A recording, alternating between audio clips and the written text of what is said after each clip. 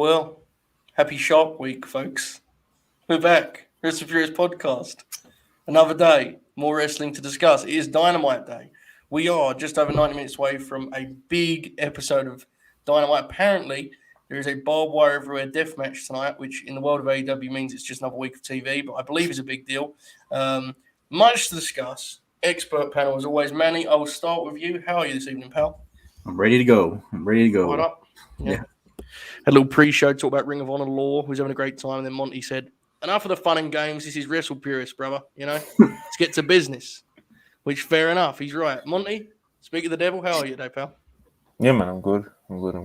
I'll say that to, people waiting, man. Waiting. No fun and games allowed around here, brother, Got told off, we got fined, it was a real deal. We're professionals, we won't bring it up on the air anymore. Anyway, we will talk about Dynamite. There was a new match added a moment ago. Young Two Dimes, I'm told, is now featured, which will... Very great match. Very funny. Absolutely. Lots of lore there, which we can get into a little bit later. But there are some news stories. Kenny Omega, which this is one people have been waiting a long, long time for Sean to get the Kenny Omega story. There's been a lot of hope. There was a lot of hope around Forbidden Door. There was a lot of talk, honestly, that Forbidden Door was going to be the time.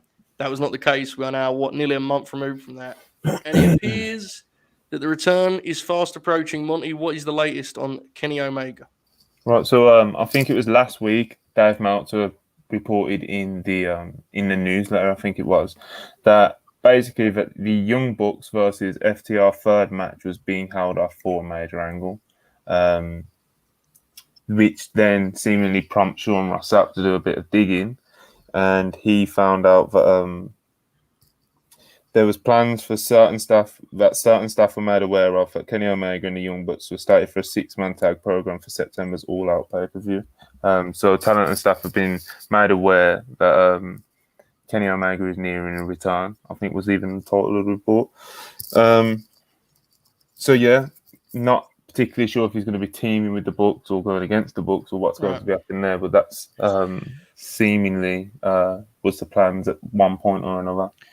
Well, I want to explore what the plans would likely be, but first, let's get a kind of core reaction to the Omega news itself, Manny. I don't know are you a big Omega guy? Are you a fan, or are you like a super fan? Where do you stand on Kenny coming back? You fired up? I'm a huge fan of Kenny Omega. Kenny Omega got me back into wrestling. Oh, God bless. It was a Chris Jericho and Omega match. I haven't really been watching wrestling as much like I used to. And then I saw the Kenny news yesterday, and since then I've been watching nothing but wrestling. I got right back into it. So I mean I'm pumped for Kenny. I kind of thought it was gonna be I don't really know what kind of match that they planned though. I guess it's gonna be the Super Elite, not the Super Elite, the Undisputed Elite, right?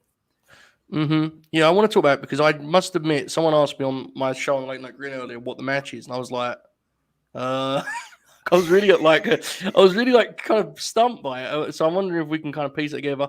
Monty, where do you stand on obviously one of the great wrestlers of the generation, maybe ever getting back in there potentially soon? What do you think?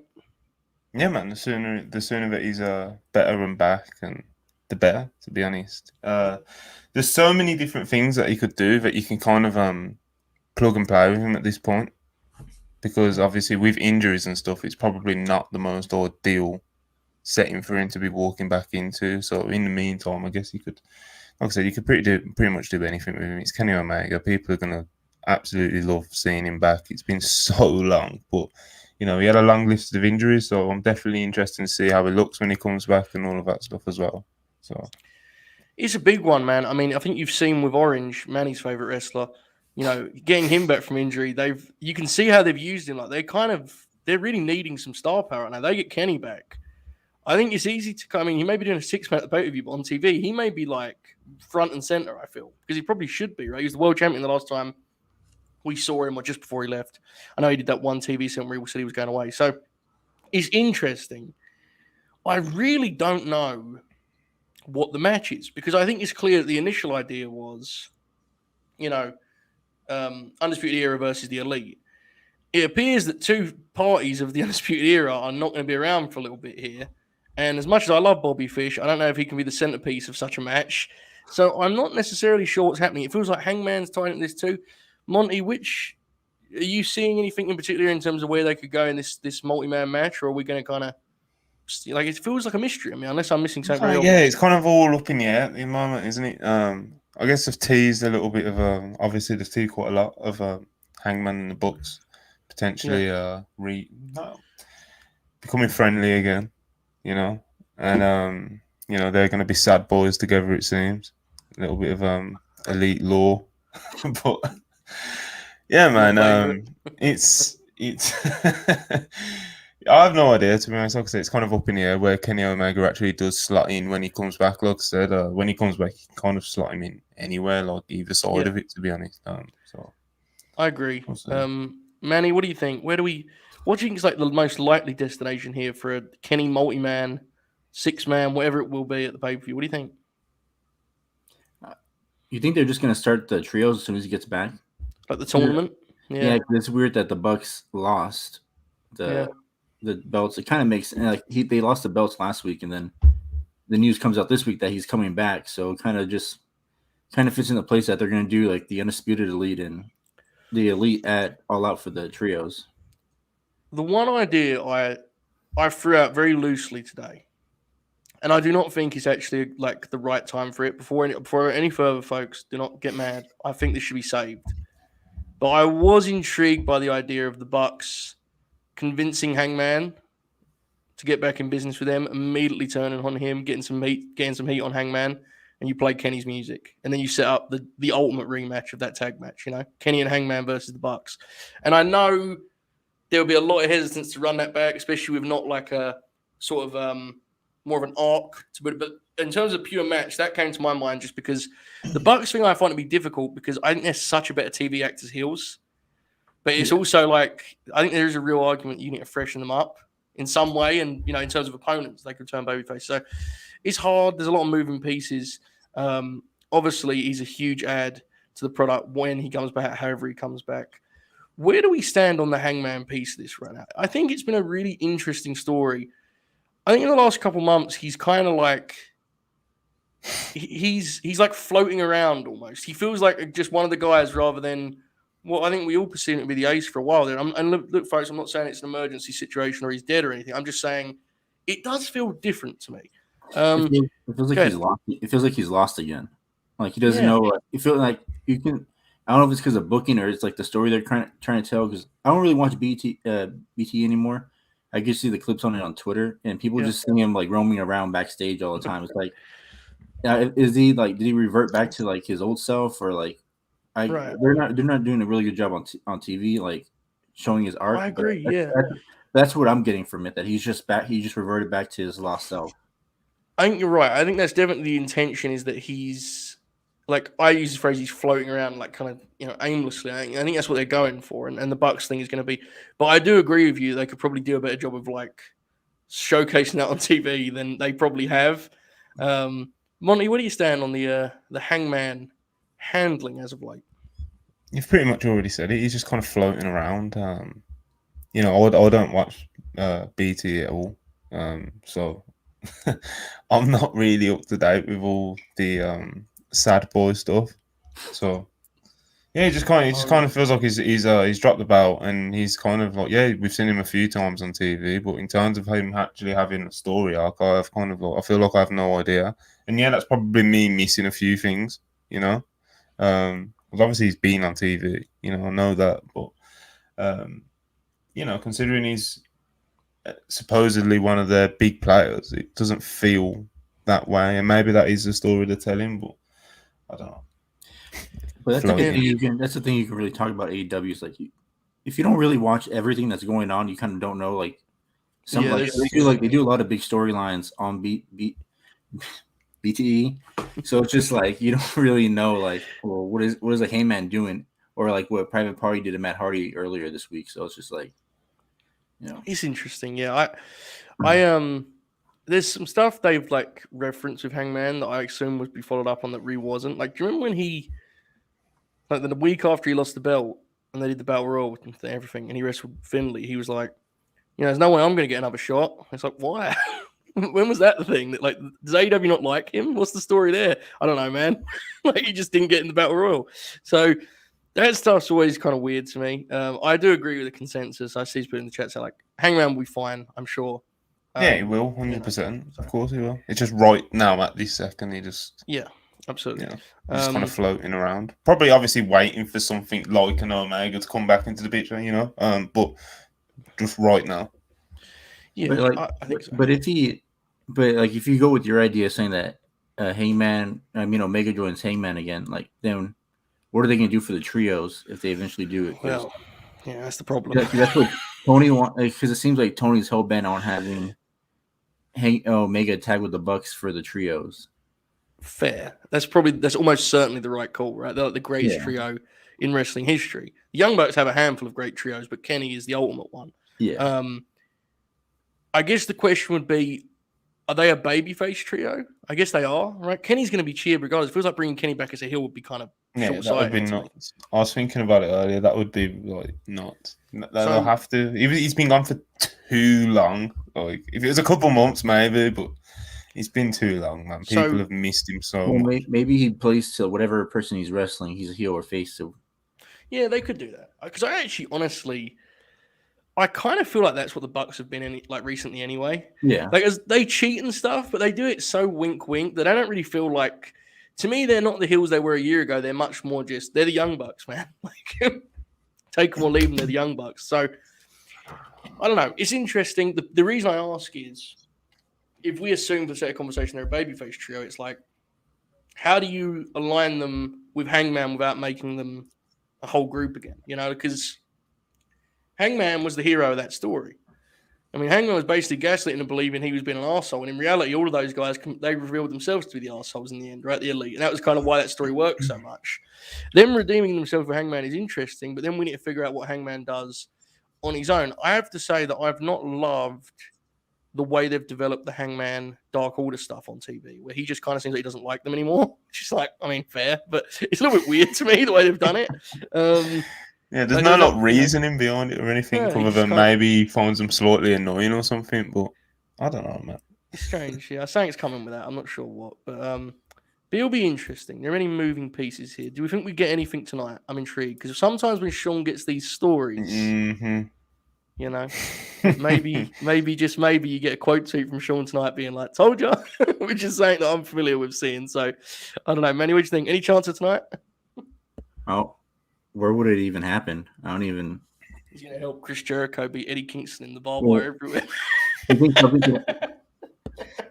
could happen during the Swerve and Keith Lee? Oh my god, I doubt it, but that would be unbelievable. You mean like the Bucks come out and then you do an actual Swerve, Kenny? Yeah, it feels like there's not going to be anything tonight. I don't think they've announced anything that it could be. Is Hangman announced for anything this week? No. I don't know. It'll be interesting. I'm really intrigued how this card works out. If you look at the TV right now, like what matches do we think are locked in for All Out? It doesn't matter if there's not many because we've still got 6 weeks. But I'm intrigued. What matches are we like confident are happening at All Out? Like Moxley and Punk, we assume Punk will be back, right? Yeah. Yeah, I think he's coming back. I don't know. Like, seems like everything got thrown out of everything got blown up once the Bucks lost the title. So it's just. Yeah, I don't know. Monty, what do you think? You got any matches you come to mind? Chat, I'm intrigued. I genuinely am trying. When the fuck's MJF coming back, man? MJF. MJ. Remember him? The NXT kid? I forget. I always forget he's on the roster until somebody brings him up. I'm like, oh, yeah, MJF's out there. I saw his match with he had a pretty good match with Solo Sikoa on NXT TV a couple weeks ago, didn't you, Monty? Listen, man, I thought we did a hell of a job. When AJ Styles went down there, I thought they did a hell of a job, man. No, I'm playing. I don't know. That thing's weird because I genuinely think there's multiple people involved in that story that don't know if they're working or shooting anymore. They're just like lost in their own kind of world of wrestling horse shit. I really believe that. I've always believed that. I think people are very, very optimistic to think there's like some genius master plan and it's not just, a lot of weirdness going on there. But I ain't no reporter, so what do I know? We also got to wait for like ROH this week to see what happens because we don't know if FTR is losing those ROH titles either. Yeah, I agree. Demon Grin, I think, is right. I think that's a match. Darby, Sting, and Miro versus House of Black, I think, is a match they're going to do. That sounds awesome. Because the way that they framed, the way they put that Miro promo after the Darby and Sting angle, it felt like they were like signaling to you they're going to cross those things, which is fun. Miro is wonderful. I hope he's on the TV show more, but the beauty of him is he literally needs a 1 minute promo, right? Yeah, That's always how it works with him. I wonder how he's going to describe Darby and Sting. Is he going to call him like the Goths, or like what is he going to? I don't know. Well, he beat Darby for the TNT, right? So he'll do some lore with that, I think. Because I know he calls the House of Black the Pagans. I just want to know what he's going to call them. Yeah, the one he did last week was unbelievable on Rampage. Tremendous promo. Is Hobbs turning on Ricky tonight is an interesting one from Slacker. There's been a lot of conversation about this. I don't know if you guys saw that they cut a wonderful promo. Ricky was obviously the centerpiece of it. There's a great promo on the road too. And then at the end of it, there's this little look from Ricky Starks that you could easily convince yourself it's just Ricky being Ricky and kind of playing around. But it did feel like it may be signaling something. I'm not sure though it's Hobbs turning on Ricky or the other way around. Manny, what do you think? Any kind of split ahead for Team Taz? No, I don't think so. Because why would Dave report like last week that the whole point of that match was to elevate Ricky and Hobbs into a top 5 tag team? Like they're going to have the big 5, and like why would Tony tell Dave that or whatever? And then a week later they just break up. Yeah, what do you think, Monty? Do you think they're up next for the belts? With Swerve and our Glory being championship, we're going to eventually get to Hobbs and Starks' chance. What do you think? Yeah, I think you would assume that's the tag team to, that's kind of what we do as wrestling fans. Every time someone wins a bout, we're looking at who's next. But it does seem like that would be the logical team as of now to take the belts off them eventually. It's just that they've been feuding for so long anyway. It's like, how do you drag it out to then do the title change and also giving Swerve and Lee a decent run with the belts? It's like it's not take promos, brother. Just loads of them, week after week. The ones they do are, those 30-second ones where they like smash cut between wrestlers. Like you get one side, the other will go. They go back and forth 4 times in 30 seconds. They go, that's it. We covered it. It'll be interesting. Ricky and Hobbs are in a really interesting place where it does feel like they're organically getting like real traction with the audience. I think the audience is kind of desperate for them to really break through. There was a moment last week in the main event where Ricky tagged into the match and the place like popped. That's when you know a guy's moving because there's a lot of star power on that show right now. So when you get a pop for tagging in, you're connecting with people. And that's, TV consistency that he's had in the last few months that has been better than it was before. Not perfect, but better. I think they know what they have there, actually. I've kind of convinced myself that they know what's going on when it comes to Ricky Starks. So I think they're going to figure that out. So it'll be interesting. Before we get more into Dynamite, let's do one more news story. I was told by my boss, Montel, that this popped him. The Nature Boy Ric Flair has had a meeting in order to get himself back into the World Wrestling Federation's intro. Please explain. So, obviously, it was caught recently that Ric Flair's woo was taken out of the WWE intro. And he was pretty hurt about it, going off on podcast tour rides and all this and that. It cut him pretty deep. And yesterday, he went on Busted Open, and apparently he had a meeting with Vince McMahon, and he said that he went and saw Vince McMahon yesterday personally to thank him because if you've noticed, I think it was about a week or 2 ago, they've put it back in. They've put Ric Flair's famous woo back into the intro. They obviously feel like it's been enough time now after the Dark Side of the Ring episode, which is, make of it what you will. But that's kind of what they're dealing with. Ric Flair seems to be a happy man about it. And he said that Ric Flair said, everything Vince McMahon has ever said to me my entire life has come true. He said, I'm going to put you back on, and he did. Good Lord, man. He's 73 and he still has the dad complex with Vince. What's wrong with these guys? That's what popped me, like, the way it's just like, because if you remember, like, he was pissed about getting taken out. Like, I know, it's embarrassing. That was just like... I have a serious question for you, Monty. I have a serious question. Go ahead. Right? Go on. In 20 years when you've sold this to like the Ringer or whatever, and you have like the opening signature for the show, what's my What's my bit going to be? Because I feel like I should be in it somewhere, you know? What do I say in it, though? Or is it just like one of these shirts? Sorry to hear that. I feel like that's Bob's. I don't want my legacy to just be Bob. That feels bad, you know? They hang a Hawaiian shirt. Maybe that could just be like the print of the Hawaiian shirt. You could do something like that. I like it, man. That's a good idea. Samoa Joe's towel draped over the logo or something. I don't know. Just everyone has to have handheld mics. That's a Horbatism.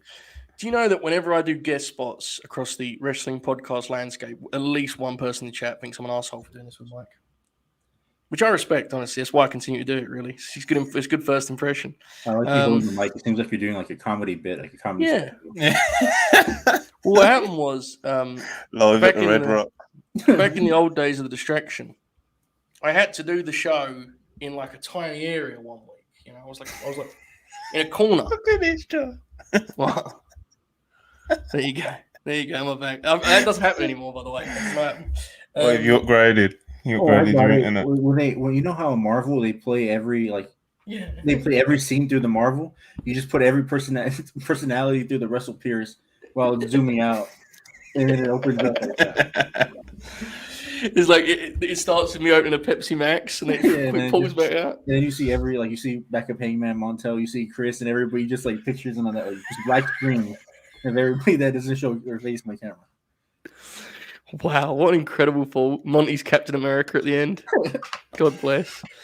All right, well, anyway. Manny, do you have anything to add about Ric Flair being back in the WWE intro, or do you not care? I didn't even know that was a thing. Yeah, well, fair. Apparently his famous woo is back, according to our friend Monty. So, nonetheless, let's talk Dynamite. But I did cry like a tear of joy when I saw him bleeding all over the concrete. Oh, dude. I don't care about I'm not a big wrestling angle guy, but when I saw that, I was just like, man, is this what wrestling is? Is this what wrestling should be? And you was exposed to the highest of arts. You finally saw a real angle, brother, you know? This fake shit you see you know, the thing that pops me a lot about it is like Ric Flair after being like, yeah, we nailed that one. The only thing I would say, go ahead. I just see him just like leaking blood, and like the nurse part of me is just like, well, he's an old guy. It's gonna take a long time for him to heal up that wound. Like they don't cuts like that don't heal up anymore like that. Like once you have a cut, you have a cut. And then I'm just like, man, like this is just so awesome. Just like Lethal just wiping his blood all over the white shirt. Yeah, something. Karen in the all white. I legit think Karen is good at pro wrestling. Like she's a good heel manager to me. I've always believed that. But anyway. And then you have what's his name? The promoter. Crockett. Shut up, Crockett. Crockett just calmly he was just like calmly, stop. Stop. He didn't try anything, that piece of shit. So I have to say the one part of it I've been going back and forth on is I don't know if they should have done like the cinematic edit. I can't while it made it funnier, I think they could have left it raw and it would have been better. Like the music feels unnecessary. Like each time I see it, I'm like, oh, did they need to put that over the top of it? I don't know. Like, Monty, what do you think? Did it make it better or I think if you've looked at the Ric Flair promos and the way they've been shot so far, this is just a scene towards the end of the documentary film that is Ric Flair's last match, and the match is the final battle. Like they've gone real big time with the production and everything. They should have did that, and then like at the end, that promo he cut. This is this real shit, the shit that makes you feel.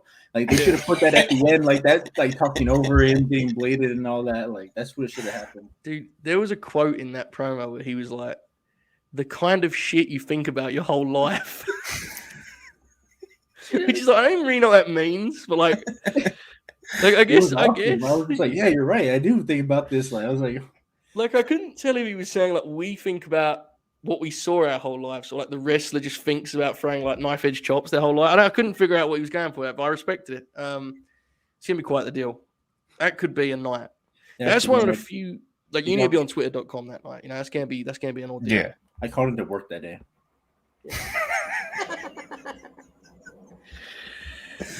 Yeah, I kind of am ashamed by how much I'm actually interested in it. Every single person who is part of this channel is going to want to do the review. I can feel it coming already. Well, I tweeted out yesterday just like it was funny how everybody hated Ric Flair on Twitter, and then he posted that promo, and everybody's like, "Oh, we gotta watch the show. We gotta go." Like, Mate, honestly, I've talked about this for a long time, and I'll always look. I'll wear this one. It is a genuine flaw of mine. I can't fucking, for whatever reason with Flair, whenever he does pro wrestling, I can look the other way on his other whole shit. You know, like he's like a blind spot for me. It's like let's be real. When the Dark Side stuff went down, there's no people can pretend they were like surprised by it. It's like that has been Ric Flair's reputation forever.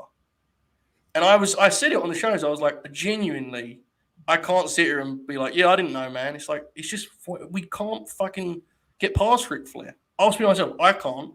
All he needs to do is cut a promo about being, wrestling you think about your whole life. And I'm like, yeah, man, I guess I'm watching this thing. Like, it's brutal. I'm not proud of it. It's just where I'm at with Ric Flair. I don't know. I don't ask for much, but if somebody can put that promo, like his promo, over him bleeding and everything, and you can send it to me and I'll tweet it, that's something I would do it, but I don't know how to do any of that kind of stuff.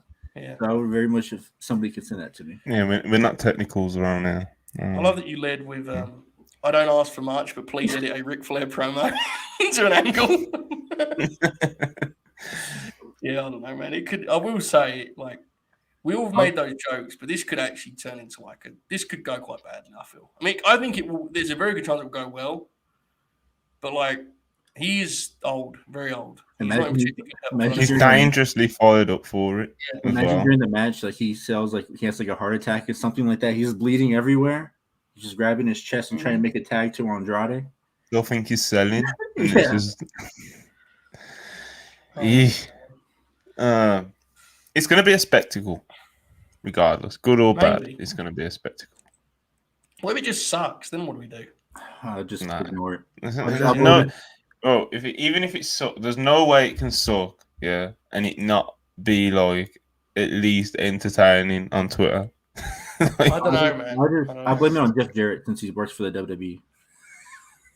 It's Ric Flair. No, Ric Flair's too fired up for this to just be like some flat, boring, sad match. Like Ric Flair's gonna eat a guitar shot to the head.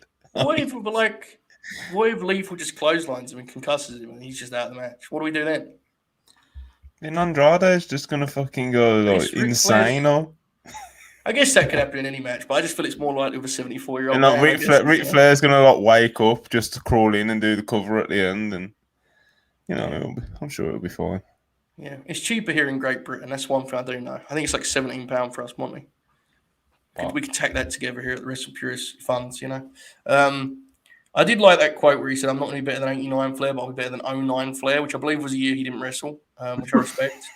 I think he did the Hulkamania tour, but, who gives a fuck, right? That doesn't count. But nonetheless. We need fight promo codes. Brother, as long as you've been listening to me, why have you started him off?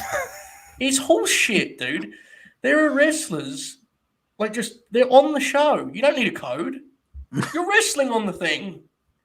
Where are our codes, Monty, you've got, how many followers you got now? 400,000 over there on that Wrestle Purist? Joe and his famous estimations, bro. I don't know. I think we're around 26K. I think it's close enough, right? Close, yeah. Then if you had Hangman followers, I mean, we got a lot. Yeah, absolutely. I mean, I think there's some wrestling that I would even be willing to pretend is good if it gets some codes, I mean, within my limits. I mean, I'm not going to tweet out fucking. I watch a GCW show. I mean, well. No. That badly. I will say I got the Ring of Honor show via credits, and that is honestly one of the more triumphant moments of my life. I think I clicked credits, it worked, and I was like, "Hang on a second, they actually was useful for once. I've never used them before." And then I checked how many I had left, and I had one. I said, "Oh man, I really earned that up through my lifetime on Fight." But anyway, he's put me as well at that press conference. Yes. It's like when the quote actually was, he said 99 Flair, and he was like, wait. I don't know, actually. 09 Flair. Hold up. Monty, put Cody's comment on the screen, please. We've got big news. Big news. NWA 74 is 2 nights. It is headlined by Trevor Murdoch and Nick Aldis. Manny, how excited are you to finally see the conclusion of this epic rivalry? I'm not, but I'm mad that they decided to establish U.S. tag titles. And I was... Why is Joe trying to kill the channel right now? I don't understand. How do you have U.S. tag titles when you don't have a division? Well, I'll have you know that Billy Corgan said their tag division is red hot right now. Whether you believe that or not, your choice. But I will say that I'm very confident that Billy Corgan logged on today, saw that Road Dogg was trending and getting the ever-loving shit kicked out of him and said, finally, a new booker. I'm sure that was something that went through Billy's mind today. Monty, are you excited? No. AEW Dynamite tonight. Barbed wire everywhere. The Mad King, Eddie Kingston. I've heard he's good. He's taken on the Painmaker, Christopher Jericho. Hell of a time ahead. This is one of those deals where in anyone else's hands, I would be much more concerned about than I am. I feel like these two, they're so switched on. Wrestling psychology levels. Two of the best in the whole game. I feel like they're going to really figure this out. It is a match that is going to lean heavily on psychology. There are some people that will think of it as a violence thing, but in reality, as much as there will be violence, it's more about the theatrics and the drama. So I'm excited for it. Manny, what about you? You fired up for barbed wire everywhere? I hope somebody comes out bleeding out of the tunnel. Oh, God bless. Just Eddie comes out with a razor, just runs it. You gotta set the tone. Like he's like bleeding a little bit and starts punching his head while he's coming out, like he's ready to go. We gotta have it happen, man. He did a promo on Road 2 and he did like the Mick Foley thing where you like hit yourself in the face. And like he inexplicably was just hitting himself really hard in the face with like palm strikes. And I was very confused at why Eddie made that choice, but it did pop me. It's gonna be a hell of a deal. Monty, you fired up? I'm fascinated. Yeah. More than anything, I think. The Appreciation Society being suspended in a Shark Tank or being in a Shark Tank or whatever the fuck it is they're doing. It'd be a funny visual. What the fuck? I don't want to see what's going on there. But yeah, like you said again, Joe, like Kingston and Jericho, it's like I'm more fascinated than worried about how they pull this off, and I'm sure they'll make it a big dramatic spectacle. We'll probably get a lot of gifts out of it. It's going to be one of those nights, I think. This is probably I was probably the only person thinking this, but I was like, throughout the whole when they announced it, I was just like, how are they going to find a cage big enough for Hager? Like he's so tall, like is he going to have to be sitting down, or what is he going to like? Like what is he gonna... Sitting down. Everyone stands on Hager has to just sit. That'd be uncomfortable. Yeah, I was like, is there a cage big enough to fit him? Like he's like what 6'3" or something like that. Maybe his head will be like out of the balls, That's what I was thinking. I was just like, how are they gonna do it? I don't know. Maybe he'll just sit next to Jim Ross on commentary, keeping some company. I'm intrigued. I will say, where do you guys think the hype's at for this? Because I find this hard to get a gauge on because I'm always aware of what King's doing. But like, am I being unfair in saying it isn't like over the top hype for this? Right? I don't know. Am I missing a trick here, guys, or is the hype not crazy for this one? I think it's I think there's quite a bit of hype for it. People are just like popping for the fact that like the graphic is just insane. Yeah, it is. So I've seen quite a lot of talk about it, to be honest. Have you seen that cartoon they made? That cartoon animated thing? Oh, brother. I sent Joe the screenshot of just Kingston while he was live earlier. And, they made him he didn't know like what it was, like at all. Just no context. And I sent him. Then I finally sent it him after about an hour, so he could put two and two together. I mean, I think it was a cool idea. The execution of it, whatever. It was a cool idea. I'll give him that. That's what I'm not much of like a TV ratings kind of guy, but it's like, well, if Blood and Guts got like 1 million, what is a barbed wire match going to do? When's the last time you saw a barbed wire TV match? That's the thing. I don't want to be like AEW. This is my one thing is I could be totally off. I probably am, but it feels like they haven't fully got across on TV how crazy this is. They're doing this. Do you know what I mean? If I'm not mistaken, I'm not like a historian or anything, but like didn't like Sabu and Terry Funk wrestle? Yeah, but I don't know if it happened on TV or not, or it was like no. Well, that was one of their just events. But I will say. It is worth noting the barbed wire everywhere language could be important because we're all thinking of it as being like the ropes are barbed wire. No, it is. It is the ropes because they showed the video of it. The ropes being tied up in barbed wire. Oh well. Oh never mind. Shit! Damn! Fucking hell! And I was standing under the rim there. I didn't realise it. Holy shit, kick the shit out of me anyway. I'm missing. Put Jamie's comment on the screen, please, Monty. Jamie's comment about the wrestler of the week. I have a statement to make on our behalf. Where is it? Our young cohort, Jamie Ross. Jamie, please hold fire. We do not know what Liv Morgan is doing on SmackDown this week. Please do not pencil anyone for wrestler of the week until we know she could be wrestling Aaliyah for all we know in a television title match. That's what gets everybody. She's a great promo. She starts crying everywhere as soon as she gets the mic. So it's great. No one says that. Come on now. Let's be polite. All right. Anyway, hopefully it does do a rating. I've seen Cody said they've been running the commercial. Well, that rules. I hope it gets over huge. I hope it does 4 million viewers. That's my. I'm going to predict it does 3.8. I hope it does 4. I just hope it does. I hope they don't.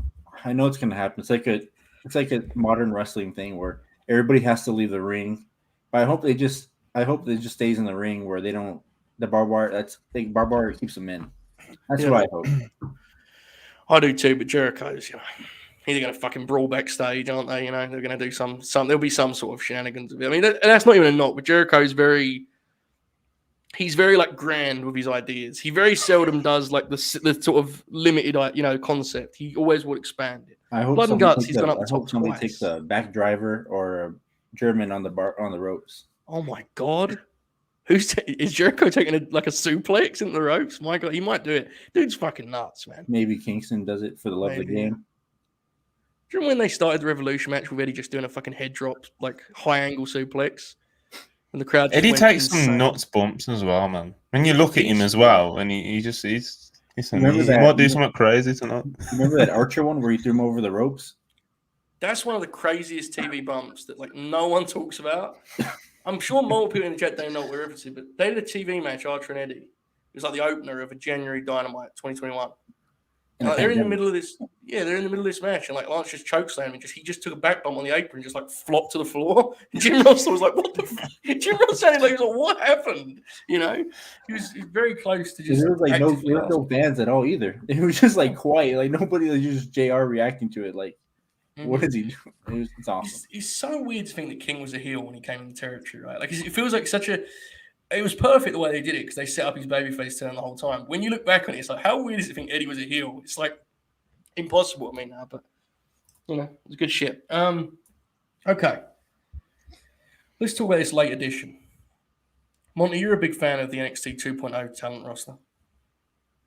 2 dimes. I know you've watched all of his matches 4 times over. You're very excited. You have a scouting report in front of you. Please catch us up in front of you. Yeah, catch us up on young 2 dimes, Cole Carter, and what we can expect tonight as he takes on absolute Ricky Starks.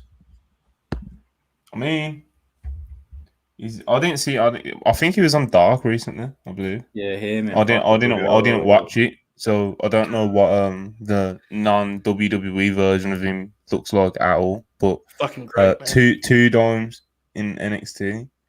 An athlete.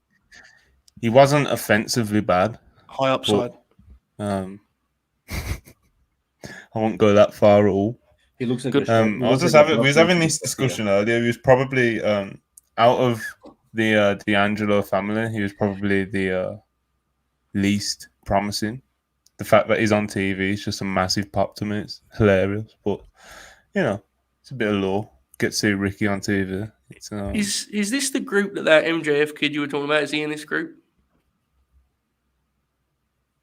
I forget. I get confused with these young guys. Yeah? So anyway, 2 dimes, Manny. There's no way you've ever seen this guy wrestle, right? Other than Dark. No, I have not, and I've seen him die on TV. That's what I saw. I was mad because everybody. I'm gonna say here the WrestlePeers group chat is it's kind of alive throughout the week, but it's the most alive during the NXT. I have to mute the chat because there's no way I'm trying to watch something and I'm just hearing everybody talk about popping for everybody on TV there. So then when I heard that they killed somebody, I had to find the video and I couldn't. So then they finally uploaded 3 days later, and I was just this is insane. This is awesome. But I never watched NXT again after that. Manny, you've brought up an important topic there about the WrestlePeers group chat. Last night being the working podcasting man I am, I was doing a Bret Hart podcast. People don't talk about Bret Hart enough nowadays, you know. And we went about 2.5 hours, and I came off. It was 3:30 a.m. I looked out at the wonderful pitch black sky, and I thought, I wonder what those folks in the Wrestle Purists group chat are talking about, you know. And they were still fucking talking about NXT. The show's ended half an hour ago. Monty's talking about Tiffany Stratton. They're all posting gifs and such. I don't even know what that is. I don't know who that is.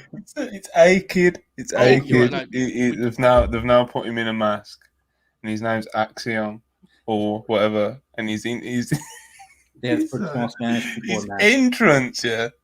His entrance to put this weird effect on the camera so to make it look like he's moving real fast. And he's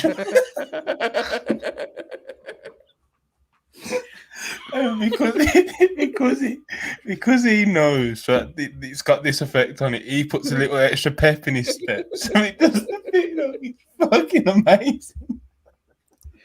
Have you seen Cole Carter's tweet that he said? No. He put, "I ain't dead yet," and with the star. And then it's all reverse John Morrison. And the first comment you see underneath the post is Tony D'Angelo, just like that. God bless. Do you know what my favorite ridiculous wrestling entrance is right now? It pops me every time I see it because I just think, imagine coming up with this. Is Trey Miguel's one where he and he's spray paints.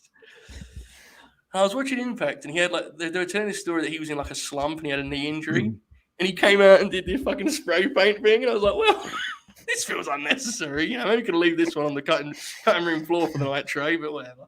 Have you noticed Have you noticed that he's too slow for the graphic? He's like, it pops me incredibly. I have to talk about this before I forget. The dark taping when Tony Khan put together Parker Bordeaux, Ari Daivari, and Slim J and said that Tony Khan loves this trios team. I nearly lost it. What a crazy 3 people to have in a trios team. I'm not a scoopster. I know very little, but I can confirm through anecdotal evidence that excited is not the word for what Tony Khan was for this project. I was told on pretty good authority that he was very, very fired up, very, very aggressively fired up. In fact, internally while taping 50 matches at Universal, he was very excited about this. So, what this looks like, I have no idea. The pictures are very funny. That's all I know. I just feel bad for MLW. They lost another one to AEW. Their day will come, Manny. Don't worry about it. So if you're an indie wrestler or an up and coming, just show up on MLW and Tony Khan will save you. The thing for me is I've had that flag now, the Major League Wrestling flag, out my window for the last 3 years, And every time that PW Insider posts that they're going to have a TV deal soon, I look out the window, all the haters, as if to say, it's fucking coming, baby. We're going to get there, And you never hear about it. 3 months go by and I sort of get a little bit concerned. I'm told he's figuring it out, from what I can hear. He does have action figures now, which unironically, Jacob Fatu action figure pops me very much. I don't know who else anyone would possibly want. They're in Hot Topic now. Did you see that? They're in Hot Topic. This is very exciting. That just shows where Hot Topic is. Does NWA and MLW, they need to be 2 different things, would be my question. What if we just throw the letters together? They're one organization. And they could put all of their good wrestlers together and have 3 or 4 good ones. WA? Yeah, man. Does Billy Corgan still seem interested? There you go, Major League Wrestling Association. Hold up. Does Billy Corgan... He just brought back the US Tag Team titles, brother. Yeah. Yeah, well, he could just be throwing spaghetti against the wall, seeing what sticks, Dude. Every interview he does, he explains that they're in the midst of a plan. And the phrase he always used to use, that my cohort Jeremy Lambert would love, was he used to say, "We're going to go straight up the middle." was his phrase.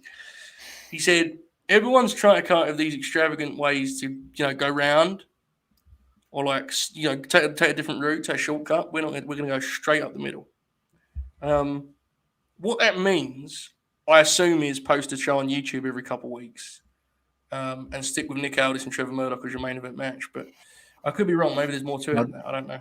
How does that Steka Underground look in the NWA studios? Probably a whole lot more racist to be honest with you, but I don't know, man. That'd be my main guess. Anyway, so there is a Swerve in Our Glory Championship celebration tonight. What do we think? Are they going to shoot an angle here? Are we going to get a kind of hot shift, or a Team Taz going to interrupt and shout very much? What do we think? I think they'll. I think it'll be. I think they might keep it wholesome. Because one thing after the tag match ended last week, and everyone was fired up about how great the match was, which is fair. And Keith Lee done that promo after, and they put it on YouTube, I believe. And when I was watching it, I was like, it's probably not the time to bring it up because everyone's buzzing, but this probably should have been on TV. Let them have the moment. Maybe they'll get challenged after. Probably get depending on where the Starks match is on the show, they might come out again. Who knows what'll happen? But I don't think they're gonna get the shit kicked out of them or anything. Swerve's gonna turn on him like Cora J. Wow, could you imagine No those piece of shits stealing another angle from NXT 2.0? I have a message to the AEW talent roster. I know they put this on in the locker room to get fired up for the show. I am seeing Swerve wrestle this weekend. If anyone is tasked with doing anything physical with him, please do not injure, hurt, or harm Swerve, because if you do, and he cannot wrestle this weekend, I am absolutely convinced that my father will still want us to go to this show, and there is absolutely no fucking way I'm doing that. So please, message to everyone involved in AEW, do not hurt Swerve. Save the whole butts. Please. I cannot go to a Progress show that does not feature Swerve. That's not a thing I want to do now, then, forever. Please. That's just from the heart, It's a big weekend for AEW. Big weekend for Joe Holbert, if you ask me. No one else should ask, but Why don't you want to go to Rev Pro see Pac wrestle? That is actually compelling. Where is that, Monty? Do you know where that is here in Great Britain? Supposedly, the rumor is he might wrestle Brody King because Brody King pulled from an indie that day. Oh my god! I think it's in Manchester though. I can't go to Manchester to watch Pac do a heat segment. I'm sorry, I have my limits in life. In all seriousness, guys, and we're all over the place today. This is a pre-show. Who gives a fuck? That Ring of Honor show this weekend, like, I'm more hyped for that show than I've been probably for every AEW show other than All Out 2021. And that's not a knock on the AEW show. It just tells you how excited I am for this one. Like, dude, this is that countdown show they did, man. So, Joe, I was going to ask you, Joe. So, I don't know if this is the best countdown they've done, but I don't know what about it, or if Tony Khan hired other people to do ROH graphics and countdown shows, because it feels completely different, and they feel 100 times better than anything AEW is doing for the graphics and the countdowns. Like, I don't know if it's because they're able to use old footage of these guys, and that's what's making it special, or I just don't know what it is, because I popped huge when they popped to show the clips of Morishima, Guinness, and all these guys. Like, it was awesome. Yeah, it's definitely the best countdown show they've done. I think they nailed absolutely every single part of it. So, yeah, the wrestlers were great on it. It's worth knowing. But I will say, I think it distinctly had a more sports flavor, which I think was an intentional, like, Ring of Honor. That's where we want to go with it. I have to give them credit. I say that like I don't want to. I love these guys. I'm so happy for them. Ian and Caprice are unbelievable. They added so much to that broadcast. Again, they've been great in every appearance they've made in the kind of AEW universe.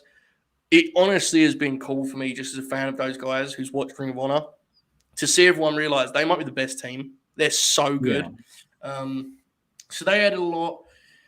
It was less theatrical than the AEW countdowns, and I say that someone who likes the AEW countdowns, but it was a lot more kind of straight-laced. I thought the guy who, to me, the segment that stole the show was the Garcia Yuta face-off. Oh, yeah. Which I thought was, like, unbelievably good for two guys who I wouldn't have told you 2 months ago Garcia was a good promo, and I wouldn't have told you Yuta was a good promo a week ago. And I watched that segment and was like, well, shit, these dudes have got it. They've figured it out. So you got that dog in you? Yeah. Garcia's special, man. I know I'm not breaking any news here, but seriously, he's leveled up as of late, hasn't he? He feels like a star right now. Mhm. He really is special. That match is the one you may want to just circle that one and say, at limit, that will be a good match at minimum. But there is a chance that is special, that match. I think it could be. The segment that got me was because I kind of felt like Claudio was going to beat Gresham, but I didn't really think it was going to be like everybody said it was a dumb conclusion. But the way they shot that and Caprice and Ian talked about it, even Gresham, they made it seem like Gresham is like this untouchable champ, and like Claudio has to like. They compared him to Morishima. Like I was like, you know what? I kind of believe it. Then after it ended, I was just like, wait, did they really just compared Gresham to Morishima? Like, how is he? Like, this is just so. It has a big fight feel to it. Like, yeah. I'm actually really excited for this match. I think part of the thing with Gresham, and I actually think they've done a good job of capturing this, is like, even though he only won the belt at Final Battle, he was like the champ in Ring of Honor for the last few years. Like, I don't care who had the world title, love Tarush and Ben, they're great pro. But like, when he had that pure belt and he had that run in the tournament, Gresham was the guy in Ring of Honor. It was just a matter of him winning the main title. He was the guy who clearly was flying that flag and trying to move it forward. So I think in that sense, he does represent the brand. It feels like Claudio is the right choice to try and get Ring of Honor across. I think Gresham's kind of a slow burn. Claudio Gresham feels like a statement.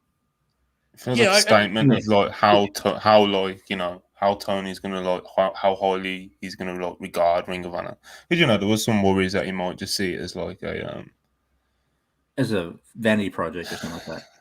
Yeah, or even like developmental, right? Mm-hmm. Yeah, and if Claudio's your main champ, then we're up to the races. The thing is, greatest promotion of all time, in my opinion. So this revival, I'm excited by everything I've seen so far. I love AEW, but for some reason, I just feel like the way Tony Khan is booking ROH so far, like from the Supercard of Honor and then just this show, Ring of Honor might just be my favorite promotion when it's said and done. Like when they start filming week to week, even that Jay Lethal and Samoa Joe segment, where it's because Jay Lethal he's not really like a heel. He's just mad that Samoa Joe still sees him as like a little bro, like a little kid. Mm-hmm. He just wants Samoa Joe to respect him. That's pretty much what he's mad about. And then you just hear Samoa Joe just being like, "Nah, I don't really see him at that level yet." Because he never was as good as me. And I was just like, man, this is awesome. Dude, like, look, I know everyone knows my takes on Joe. Like when you see him in that setting and he's just being like, he's like being believable and genuine. He is fucking amazing. Like he's sitting there like so chilled out. Like you ain't that guy. You're not the chosen one. You're not next. Like just another victim. And he has this ability to be. Joe can be very theatrical and very colorful. Like if you watch some of the stuff in WWE, he was like a full on, bordering on a comedy guy at times with some of the shtick he did. But he always can make it have this edge to him. When you give him stuff like this, that Lethal stories, they had 17 years. That was how back they went in terms of footage. It was and they showed segment was excellent. Absolutely. And they showed footage of Jay Lethal dressed as Samoa Joe too, and it's just like, wow, Samoa Joe was talking like he's not that guy, and it's just, I was like, man, I'm pumped up for 3 matches on the show. Wait, 3 matches. Mm-hmm. It's just very, very exciting. I'm there for all of them, honestly. I agree with what Backup Hangman said on Monday. I loved his analogy about less pieces to focus on makes it more exciting. The fact that each story has a real history. Kind of even, and it's like, it's weird because there's not been much TV build. It's like, it's more the fact that because they're all singles or the tag match, but like it isn't like these big kind of 10-person angles, which are great. Look, Anarchy in the Arena was one of the best things AEW has ever done, but it has right now takeover vibes with the way it's been kind of framed. I really hope, to his point on Monday, they don't add too many matches. They're going to add some. I hope we settle at 7 and not 9 is what I'm kind of hoping for. But we'll see. We'll see. We haven't even talked about FTR Briscoes. Yeah. Which, I mean, God bless. That is going to be a fucking riot, folks. Let me tell you that. There's no way those 4 dudes are rolling into that building, not trying to up the ante and do a better job than they did the first time, which is going to be a crazy thing to pull off. They're going to try their best. You know that much for sure. So I'm very excited. That's one of the matches where you just turn your phone off. Right? Yeah. I might actually do that during the Ring of Honor show. Like I don't know. It feels like a special night. Like it's like it feels like it's back, kind of a thing. Yeah. Joe's back. Samoa Joe's back in Ring of Honor. It's big, man. That's big. Joe, you need a shirt because somebody made a comment in here says Ring of Hobart. Ring of Holbert, yeah. Well, maybe the confirmed shoot can make us some new T-shirts rather than just not selling any from last September. You know, I like that Ring of Holbert business. I don't know if that should be allowed, right? Legally, we can do that, can't we? Yeah, of course. I should have lots of shirts. Why have you not made many shirts yet on the WrestlePuristShop.com?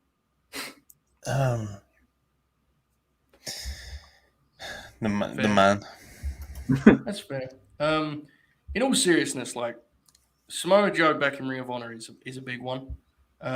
He is, I think, to a lot of us, he is like the Ring of Honor guy. I think you may have Danielson, there's a couple of different options, Punk, but like Joe was fucking king there, man. Like him being back there is a big deal. I don't know if necessarily it will make a difference to the pay-per-view buy rate, but to a fucking nerd like me, there is something to be said with this match being in Ring of Honor. I think it adds some juice to it. So very, very exciting. What else is on Dynamite that I've not brought up? I feel like I'm missing obvious things. The women's tag is now a two tag, not a 6-man anymore. Oh, okay. Oh, because Layla's not cleared, right? Yeah. So they took Stanley. Brody King versus Darby. Is that a match? Oh yeah. Yeah, that's not, yeah.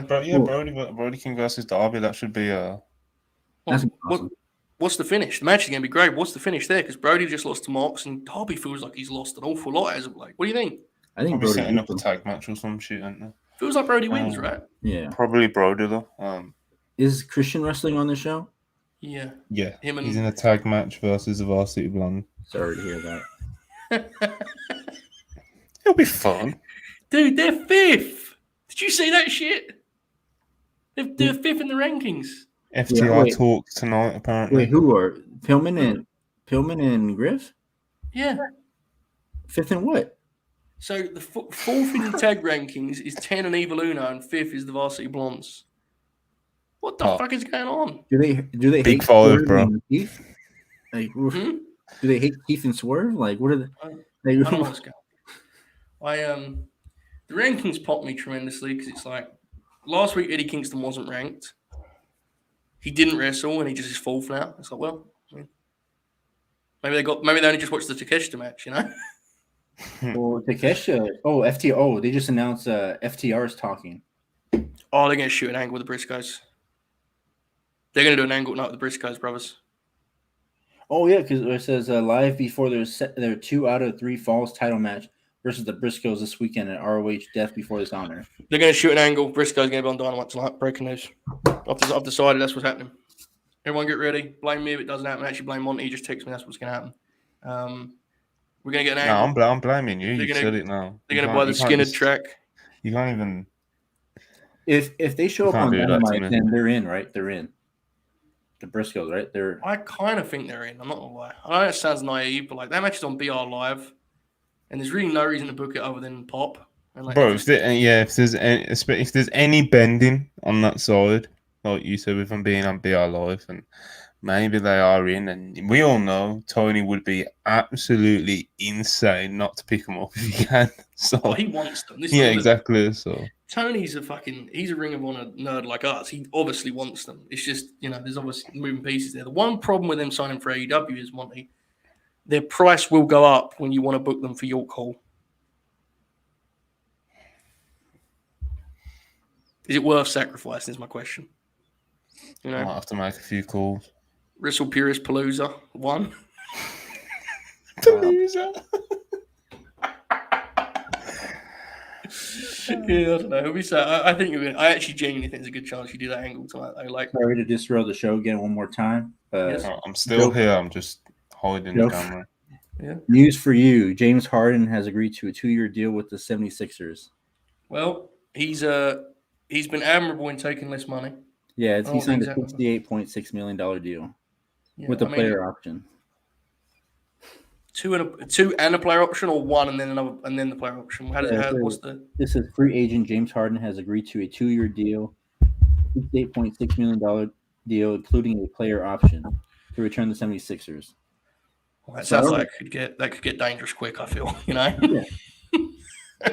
We win 50 games and immediately just declines a player option and wants to renegotiate. That could be anyway. I don't worry about these things anymore. I let it be. There's no point worrying about it, man. That's the best way to do it. I mean, My Spurs are tanking this year, so it's yeah, there's something peaceful with that, though, you know? Like, if they win, pop. If they lose, that's the idea, right? So, also, they haven't tanked in legitimately 25 years, so I think you probably... Tim Duncan, yeah. So Yeah, you probably miss this year and be fine. sorry about you, show. No, you're fine. We should have trades in wrestling. Can you imagine how good we'd be that's covering that awesome, here yeah. at Purist? Yeah. But I feel like it's kind of like it wouldn't work like in soccer either. Because I don't know how soccer trades. Bro, transfer market would be like unreal. Who's talking? So, like, I don't know how. Like, would you do like a transfer market in wrestling? Like, I don't know, man. like, yeah. Bro, imagine if Tony Khan could put in an offer for like Roman Reigns on a random like, you know, he'd do it at a party or some shit, bro. Here's my question, right? It's 1 a.m. on a Saturday night. Scott D'Amore's just settled down at his desk. He's got a nice glass of whiskey in front of him. And he fires up Fightful Select and he reads the latest on MJF, you know? And he goes, you know, we have a wrestling promotion. MJF's a professional wrestler. Let's call in a trade. He picks up the phone. It's Tony Khan. He says, Tony. Tony says, it's 1 a.m. I thought I was only the wrestling promoter up at this time. He said, no, I'm up too. I have a nice glass of whiskey in front of me.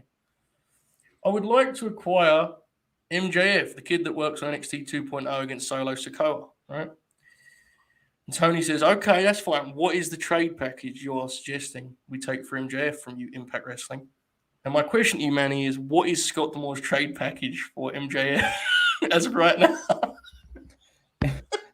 I don't know what his worth is, but if it was me and I had a couple with me, if he just offered me Black Taurus and Mike Bailey, I was like, okay. I would just look at it and said, it's a deal. And then I'll probably wake up in the morning and be like, my God, I should have just traded him to WWE for Sasha Banks and somebody else. Like, oh God. What if he offers you like first round draft picks and you're just like, well, who am I drafting, or who's the developmental talent that I'm getting in return? Like, that is the best one that WWE ever did. Was they did this deal when Fox first got their TV deal.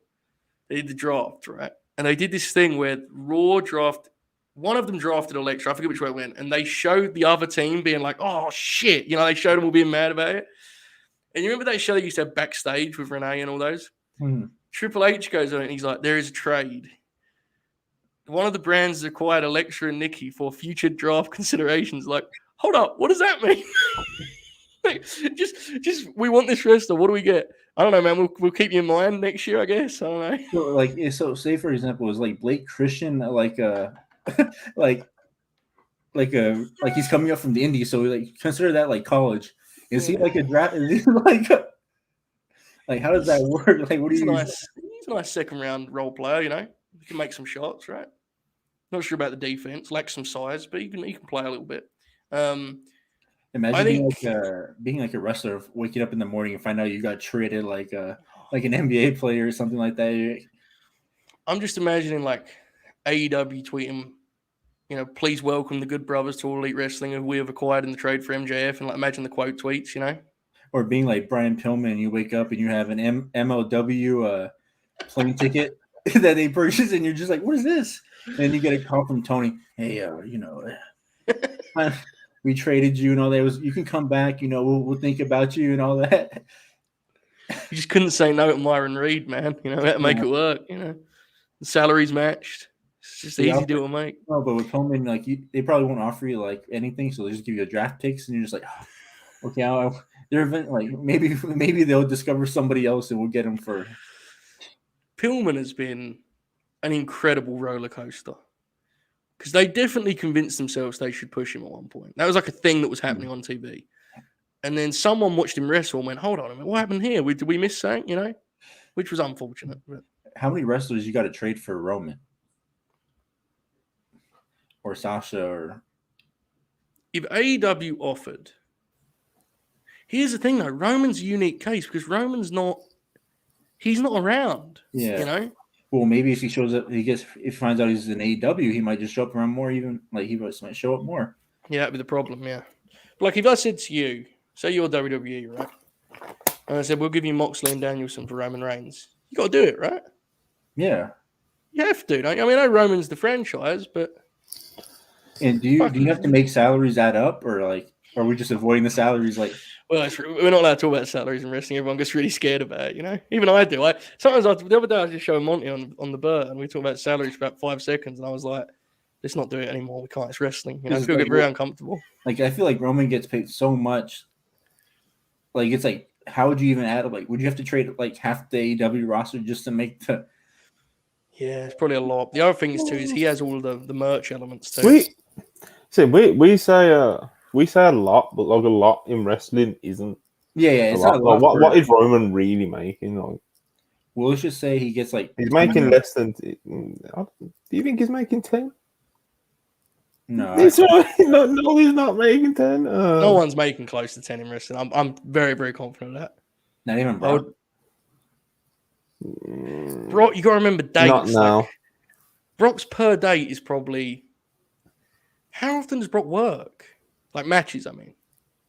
I don't know. The other thing too is it isn't wrestling contracts are different in that, like, especially the way were like the Saudi payoff is different to just working like you know Battleground or whatever the fuck. I would be if they're paying Brock $10 million to do what he does for them. Like they honestly may as though. I mean, that's just ridiculous. I mean, Brock's great, but good lord, they can't. Sorry, Charlotte Thunder. I'm not doing that trade. Sasha for Britt and Jade. I'm not doing that. For Britt or Jade, not even Britt and Jade. Oh my dude! If I was on the phone and someone said to me, "All we need for Sasha Banks is Britt Baker," oh yeah, you're doing it. I'd be typing for airplanes, you know, immediately while I'm on the phone. I'd be packing up bags and shit, you know. Could you imagine? Jade is different. You text Britt, hey, they need you in Raw. Yeah. And it's like, when am I coming back? Maybe in 3 to 4 years. It's just like, here we go. Bills Memphis is Thurston or someone ballpark Roman around 7. There you go. That'd be very impressive. I would have guessed 5. Apparently, Roman's on a new deal. So really, I remember we did a video about it. So. How adorable that you think I remember the videos we do, man. This is, you know, I don't know what we did yesterday, brother. I mean, I referenced the show from Monday earlier and felt like I've really done something, you know. I don't fucking know, man. You asked about MJF earlier, a kid who used to wrestle in the 80s. You know, I don't know what's going on. Anyway. Yeah, I don't know. That's been in my head because I've been trying to do, like, again, sidetrack. Like, I've been trying to find out what's been going on with Barcelona. So that's, like, the whole thing, why this whole trade thing's in my head. Like, I want to make... So I'm going to just say this now because we've gone off the rails here, so fuck it. There's no point getting back. WrestlePurist.com should have a trade machine. That's awesome. I don't necessarily know how it works because we don't know any of the salaries or years. But you could literally just do it as simple as like value, like star value. You know how the NBA 2K like fantasy football sort of thing. Yeah, so like you do the values like that. Jade would be like a 5-star asset, and like Aaliyah would be like a 1-star asset, 2 maybe. You know, that kind of idea. You try and match them up. You have a little bit of fun with it. Monty, get on this, man. What are you doing here? Waiting around. This is a good idea. I've just given it now. People are going to do it on their sites. Mike Johnson's doing it as we speak. Yes, you give it away now, bro. If you showed Vince something scene and him doing like running the rope, he's probably like, "Oh man, this guy is more agile than every other big guy we have." Could you imagine that tweet being made? Like Sean doing breaking WWE have traded for Satnam Singh. Los Lotharios for like Roderick Strong and like or the Creed brothers for Satnam Singh. Like, imagine that. Like, yeah, Demon Grin's right. That would get us in a lot of trouble. I mean, I want to do depth charts. We're going to do them at some point, and I know for a fact every single fucking week that Monty tweets those out, we're going to get like infinite replies asking why Jay Lethal's 8th and not 9th. You know, it's going to be unbearable. Yeah, you're right. People are probably going to get mad at us for like, oh, you guys are showing this person has this much worth and all that. I get it. It's hard. Wrestling's a really weird kind of space for all that. Yeah, because it's like I don't even disagree with people that would be offended by it. I'm just like I don't really know how to cover it at this point. It's we're popping because we all watch sports, so we know how it works. So the thing is, it's weird because like, well, wrestling is weird because you can't have debate. Wrestling is the only sport, I guess, where you can have like a heated debate and people will be like, well, bro, it's not that serious. It's wrestling. Yeah. You can't. But the thing is, you won't have that kind of argument when you're talking about football or basketball. or even soccer. It's a really weird thing because wrestling is such a unique beast. And everyone jokes about the natty thing. And I get it because natty. But I did, and you may remember this, Manny, back then, but we did a show, Jeremy and I, back in the Distraction days. And I was like, in defense of natty, whether you think she overacted or not, wrestling is really fucking weird because her value is decided ultimately by the booker. There are people that have been pushed that are worse than natty, and there are people that haven't been pushed that are better than natty. But she doesn't decide whether she's up or down on any given night, right? Like, so when she sees one star, while to you and I, it's silly to be mad at, maybe. It's a good deal. There you go, good value. But it's just, I do think wrestling's unique in that way. Like, it's obviously if you're a basketball player, then your coach will somewhat impact your effectiveness or your system or so. But wrestling is different, man. If you're only getting a chance to wrestle 4-minute matches on TV and losing them all, like, how much value can I possibly offer, right? In that sense, I find wrestling to be a very unique marriage of sports and entertainment, I guess. Would be the right if you only wrestle for WWE, nobody can go off your indie work or your previous work, Because, for us, like, if we see Roddy for $1, we're just like, oh, awesome, we're taking Roddy because it's a steal because we know what he can do. So, I get it, but... It's interesting. Like, there was actually a really... the other day when we were doing the show on Monday, our pal... backup Hangman, he said Garcia is one of the best wrestlers in the world. And Monty said, I think, it's a fair question. He was like, what are you saying, top 15, top 20?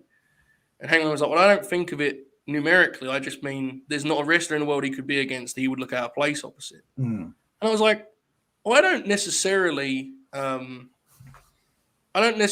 disagree with either stance. I just think it's interesting that I think that's how kind of unique wrestling is, right? Like, in something like you guys know I'm a movie fan. It's like I genuinely don't.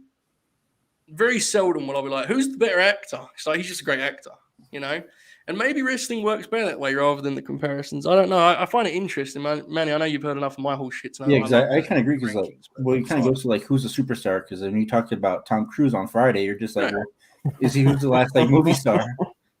Exactly. So he's not the best actor, right? He's a star in the same way that like.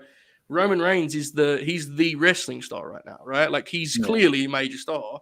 Is he a better wrestler than Roderick Strong? I don't fucking know. What does that mean? Like he's a bigger star, so maybe. Like I don't know. That's where it's kind of a unique deal. I think wrestling. And covering it's always interesting because you have that. You kind of have to marry those parts. If you look at most wrestling journalists or reporters or analysts, most of them you could assign to. They view it as more of an entertainment medium, like an art. They view it more as a sport. Neither is wrong, but you can, if you actually go through most, you can see that, So it's always been pretty interesting to me. It's a very fucking nerdy topic, but it pops me. I don't know if it pops in on the chat, but that was pretty fun. That was more fun than just doing like I forget. We hadn't even gone through all the preview matches, right? We just there's a few more to go. What else is on the show, Monty? So did you do anything while I was gone? No, just come up with ways to rate. So we got the barbed wire everywhere match. Done that. Hey Monty. Best friends. Best friends versus John Moxley and Willie Uter. Monty. Your Impact Wrestling, right? What's your trade package for MJF?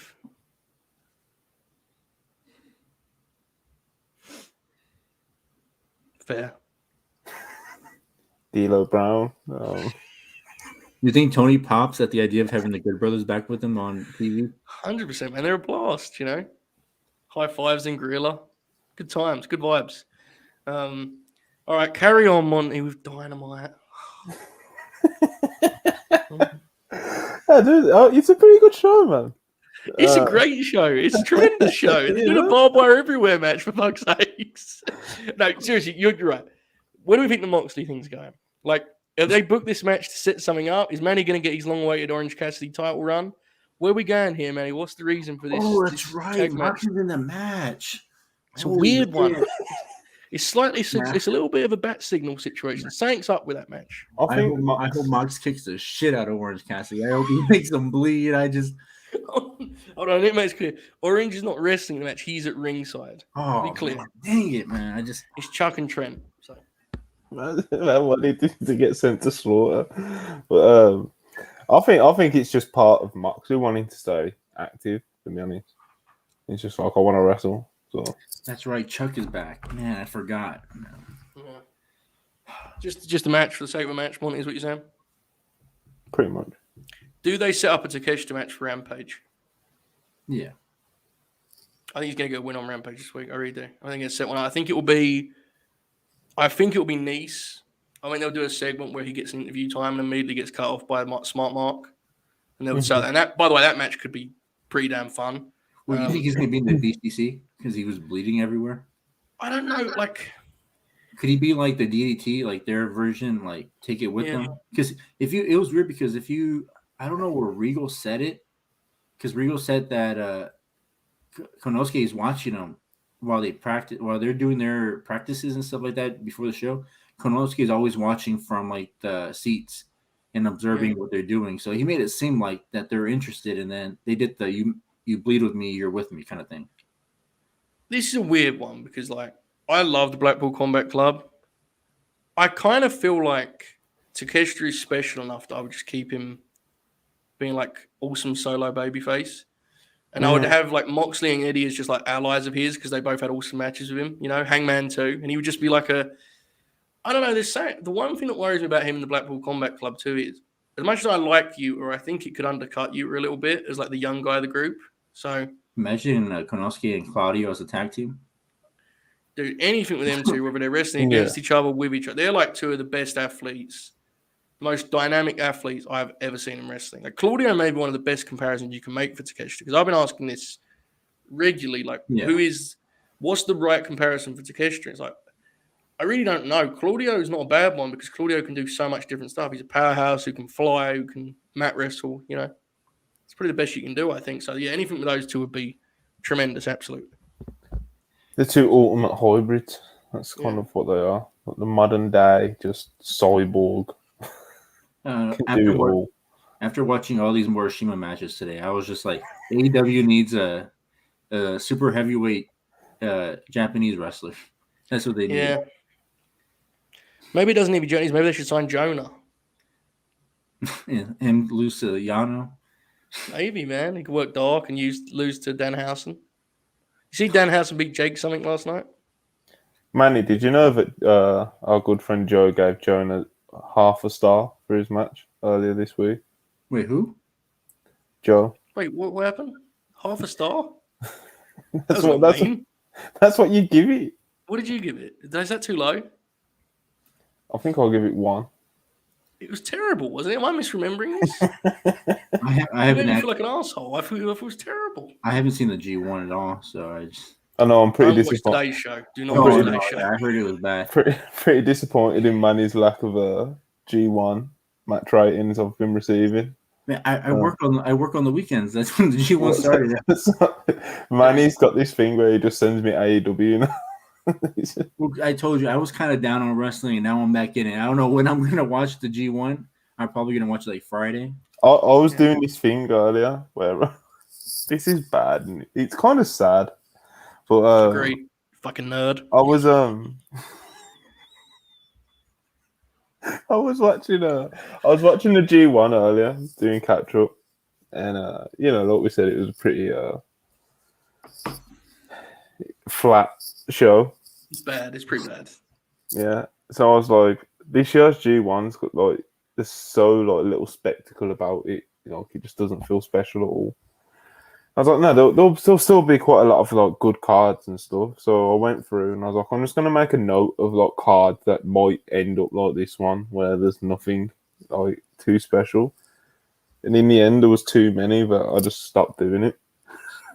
It's a bummer, man. It is. I don't know if I'm the only one that thinks this or thought that. Is like, I thought it was weird that since they get the partnership with AEW.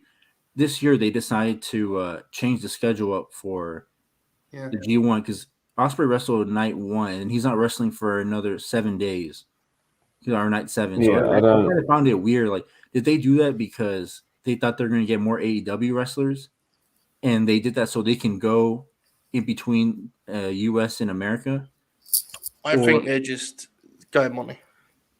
I just think it's this new format as well. I just don't like it. I don't think, but ultimately, there's just if you're gonna add wrestlers, there needs to be a better the 4 blocks, bro. because I remember they wanted Jake Lee from All Japan. All Japan wanted Jake Lee in their tournament. Then they wanted T-Hawk from Glee to be in it, but New Japan turned them down because they just wanted the AEW talent. But then they didn't get them, so they just turned down every other promotion. It was like, no, we don't need we don't want the wrestlers. We just kind of thing. So it's just like, well, did AEW not everybody getting hurt at once? Just kind of just like, well, fuck it. Might have, yeah. I think it might mess things up. I will say, man, I love Lance Archer, and I convinced myself I was going to enjoy the match with Fale because, like, they're just big, count out, right? Yeah, he lost by count out, and they did like a jump start, and I was popping because it's just like, two big guys. It was a good 3 minutes or whatever it was. And then when them 3 minutes ended, I was like, oh fuck, this is a bad luck Fale match. Like, they're gonna go 10 minutes, and they did. They went 10 minutes in the count out. Fale, like, look, man. Fale's kind of a meme. But when there was a while where he could have good matches. Like if he really wanted to and he had the right opponent. I'm not saying he was, with Shinsuke. I remember that one. Yeah. With Shinsuke, and he busted Shinsuke open. Mm-hmm. He won the IC title, right? Yeah. And like he had a couple. I know again, look, he's having good matches with Shinsuke, Okada, Tanahashi. I'm aware. Like I'm not saying he's like a ring general. He's a rogue general. That's a different thing altogether. Ultimately, he would have his match, but he looks now like he just couldn't give a fuck. Which I mean, I respect it. God bless. But at the same time, I'd rather not watch it in a professional wrestling. Talking about not giving a fuck, that Yujiro match was like... He's terrible. He don't give a shit. He does not give a fuck. I'm not even doing a bit here. He's that as slow as you've ever seen a guy moving a wrestling that isn't 50. Bro, I couldn't believe it. The low blow was like slow motion. It was like he was doing a bit. How did Kenta look? He looked fucking awesome. Yeah, the match was that the other day.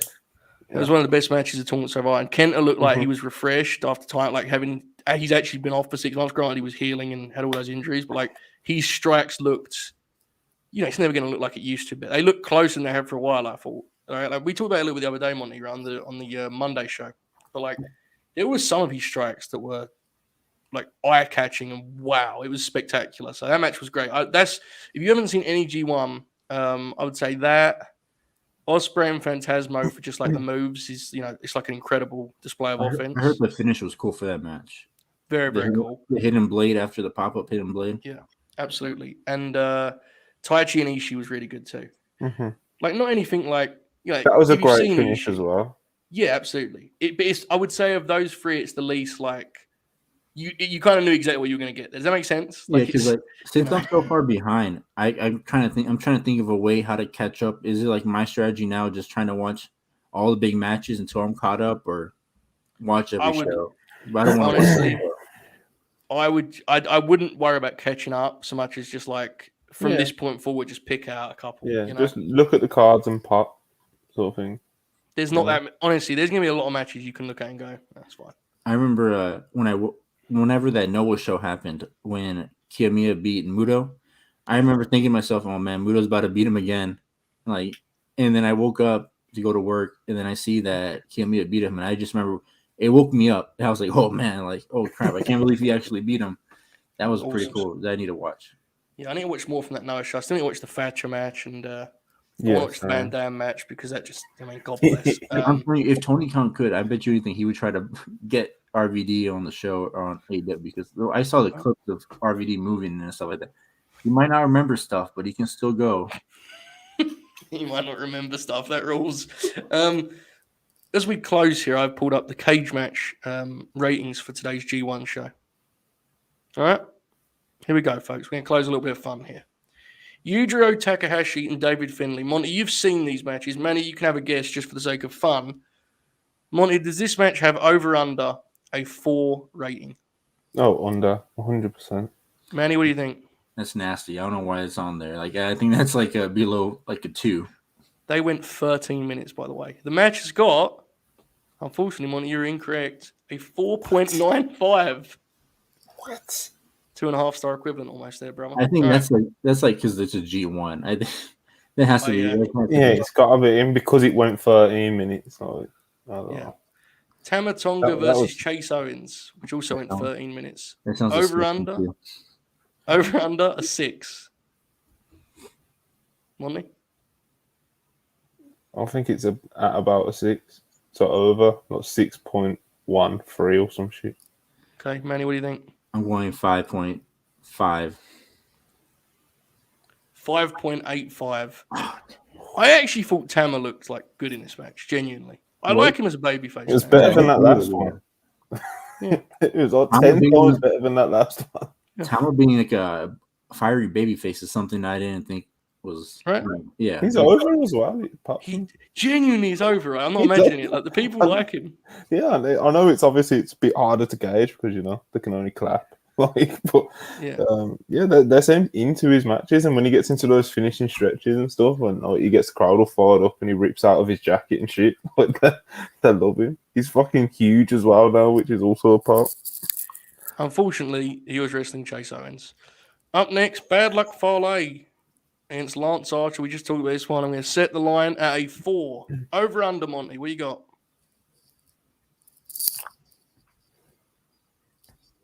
He's setting the lines in good places. I'm very good at this. I work with Robert O'Neill. I'll go over. I'll go over.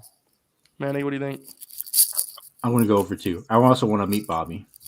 Yeah, me too. We all You know do. that? Have you heard about this? That there's a meeting planned within the Late Night Grin team happening this week. Couple fellas on the squad are having dinner together.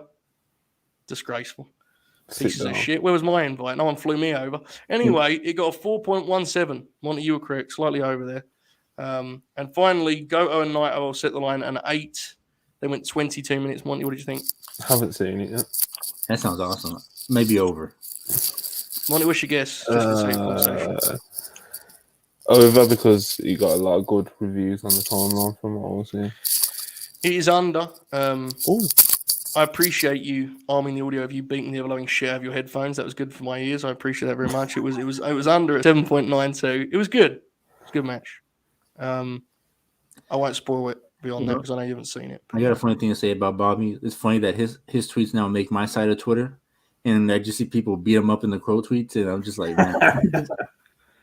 Well, he's a piece of shit. Everyone knows that about Bob. I mean, I will say it's fun watching him be excited for Kenny Omega. That's a good bit of performance art he's working over there. He's up to something, though. I never quite trust him.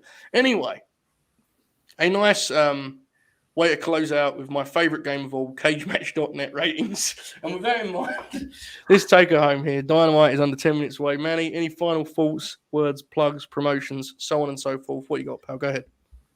I don't got much. Just waiting for that Ric Flair video if somebody can make it for me. Besides that, you can send it to me at MannyBoy3298 at Twitter. I'll give you a great shout out. If you don't want to be known for making that Flair video, I won't do it. I will take the heat for it. So yeah, there you go, folks. If you've ever wanted to be the anonymous editor of a Ric Flair video, now is the time. Step up to the podium. The moment is yours. Monty, before the police gets to you for kicking the shit out of your headphones, anything you would like to say in particular? What? I don't even know. I'm not doing anything. Oh, it was. I'm telling you, man, you're going to hear it back. It was horrific. I mean, I actually, and you know this, Monty. I'm a very gentle team. I nearly raised my voice. I nearly slammed my fist down the desk. I've seen it while I'm a pro. You can't do that. Even if it's a house show, you can't do that. You got to fucking work out there, man. People are in the crowd, Okay, so plugs. We haven't put any new features, really, except for We'll get one today. We haven't dropped one today, but we have some. we have an interesting feature about Cody's interesting injury. It was all of it was interesting. The feature, the injury, Cody. Subject, all of it. Yeah, by our good friend Corey. Joe done a match review for the Zack Sabre Jr. versus Kenton match that we were just talking about. Of course, follow us on Twitter at WrestlePuries. Hit us up on the website, WrestlePuries.com. Subscribe, like over here, comment, all that good stuff. And yeah, man, that's about it. Yeah, absolutely. Hang on a second. What did I do to Monty's main rival? This sounds interesting. Oh, yeah, confirmed shoot. He hates headphones. Remember that when he quit the program because I was put headphones on? Piece of shit. You can see more of that over at latenightgrin.com. Just $1 gets you access to a whole lot of whole shit. If you like this, you'll like that. If you didn't like this, please avoid that site. This was basically me at my late night grin worse. Nonetheless, Enjoy Dynamite. The lads will be back tomorrow. I think Monty. What's the lineup tomorrow? What's the starting lineup tomorrow? You got backup Hangman will be on there, right? It's the backup Hangman is the booker for tomorrow's show. He's still yet to. I think we have a rough idea of who's going to be on, but I'm not 100% sure. So I'll see what he says to me tomorrow. He'll probably be late, but we'll try to set a time nice and early for everyone so they know a good idea of when we'll be on. So have you considered? Go ahead, man. The one thing is always going to happen is death, taxes, and Hangman being late. Fair. I do think you should consider calling the Thursday show Hangman and Friends, and see how many people you can convince this a Dark Order reality show. But nonetheless, AEW's never going to be on the show. I don't think so. Well, I don't know. That's not. I don't pay I don't cut the checks around here, folks. I'm just on with this microphone as the host. So nonetheless, enjoy AEW's on it. Come back to see the lads review tomorrow night. Keep grinning. Right? What do I say at the end of these, Monty? So our usual we should come up with an outro. Stay pure. That sounds bad, doesn't it? yeah. Hey, Montel, put that Reese comment up. The AO one. Robert O'Neill. That would go very wrong real fast. Monty, you need to come up with a line before we get out of here. What should we do? Stay pure, perverts. What should we go with? What do you think? We'll have to go to the drawing board on that one, I think. And we'll think of something, though. We'll think of something. We'll think of something smart and quirky. Purify professional wrestling. No, absolutely none of the things that you just said, though. Stay pure. You should just copy Matt Sydal. Yeah, that's a good one. Love, peace, pro wrestling. What if we do love, purity, pro wrestling, Monty? Because that fits our brand, Have a good night, folks. Good night. God bless.